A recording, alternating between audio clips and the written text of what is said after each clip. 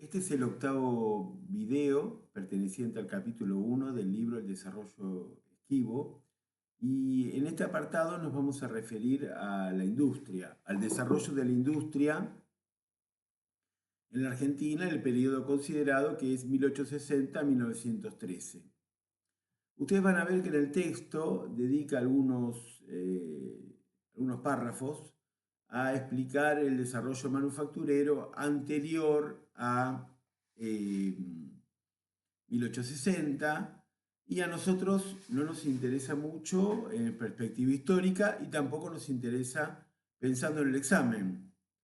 Tenemos que reiterar algunas cuestiones que ya hemos dicho, la presencia del saladero, una industria que es la única posible en esa época, por la falta de transporte que comunicara el interior, con los puertos y también por las posibilidades técnicas que tiene la conservación de la carne.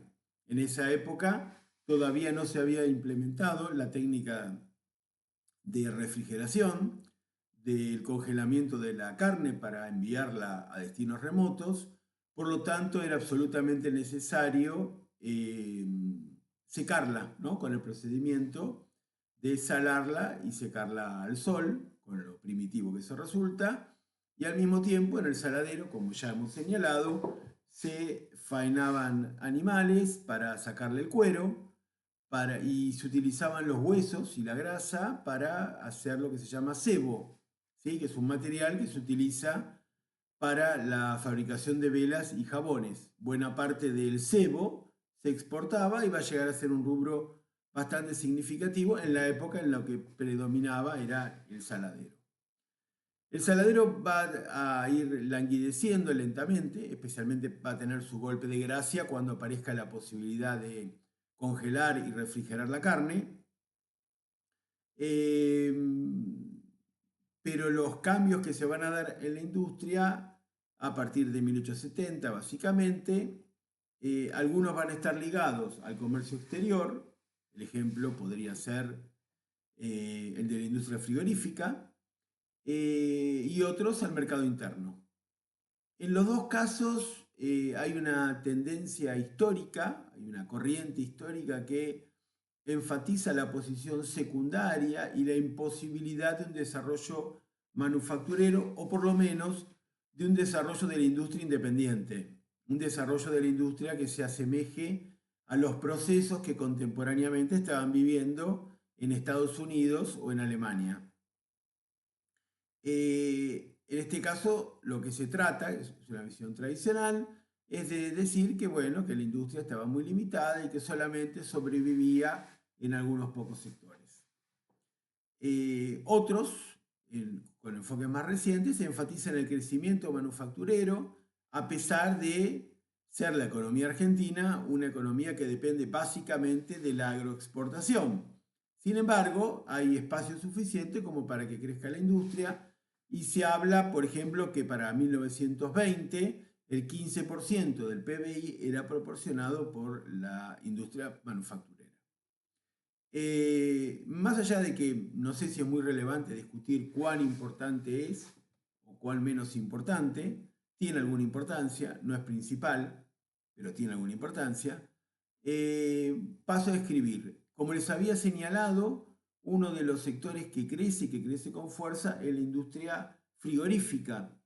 Esta industria que básicamente está ubicado en ciudades, en las cercanías de los puertos, porque justamente su destino es la exportación a mercados europeos.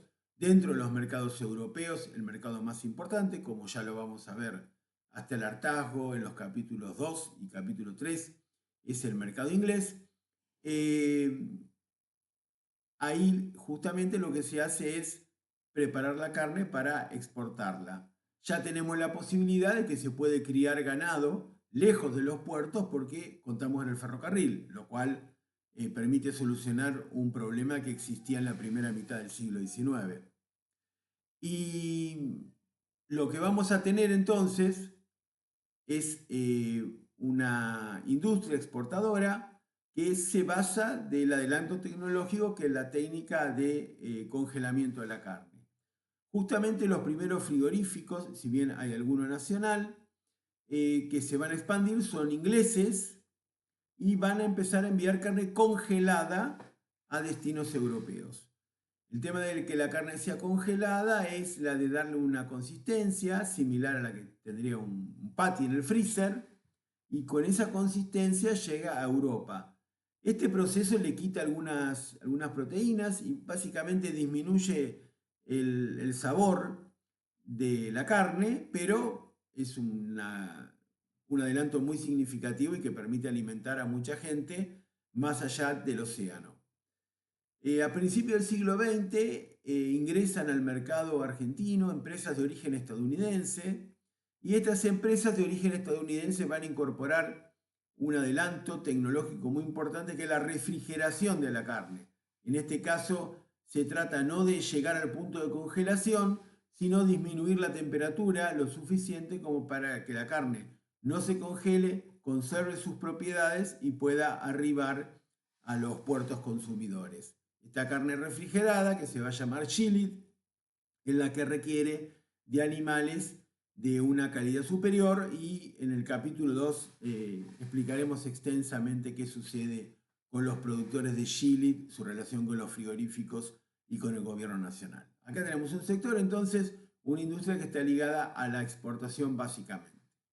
Una industria que está ligada parte a la exportación y otra parte a abastecer el mercado interno es la industria harinera, que se desarrolla bastante tardíamente, a pesar de que en la Argentina se cultivaba trigo. Pero bueno, cuando empieza el cultivo más de trigo en cantidades más significativas, ahí se va a desarrollar la industria harinera con grandes establecimientos y llevando la delantera a toda esta movida, la empresa Bungibor, que con sus molinos se va a encargar de controlar buena parte del mercado nacional y también de lo que se exportaba de harina, que no era tanto como podría suponerse. Se prefería o se hacía directamente la venta del trigo tal como salía de la planta, y en muchos casos embolsado, en bolsas de arpillera.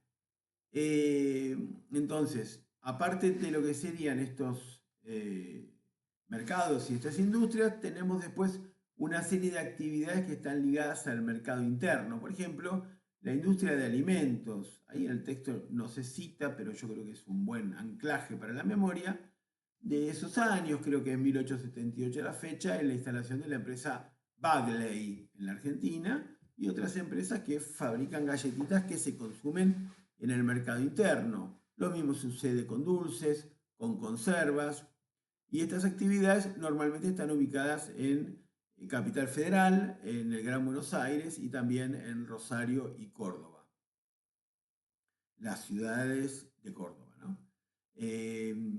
Y además tenemos dos otros sectores de significación que hay que explicar.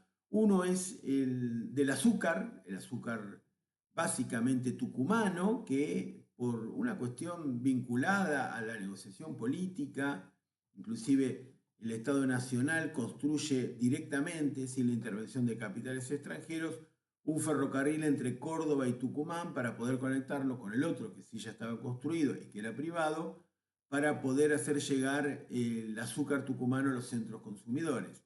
O sea, ese azúcar tucumano se consume en los grandes centros urbanos de la Argentina y siempre va a tener una protección arancelaria sistemática por parte del Estado Nacional para favorecer a esa clase dirigente tucumana que tiene en la actividad azucarera un recurso principal. La prohibición de importar azúcar es casi absoluta y permanente, así que nosotros seguimos consumiendo el azúcar argentino, aunque por cuestiones vinculadas al clima y a la naturaleza, el azúcar brasileño es mucho más económico, pero de todas maneras esto tiene que ver con una negociación política, y la negociación política en ese sentido se cumplía y se sigue cumpliendo en la actualidad, ¿sí? Seguimos sin consumir azúcar que venga de otros lugares que no sea Argentina.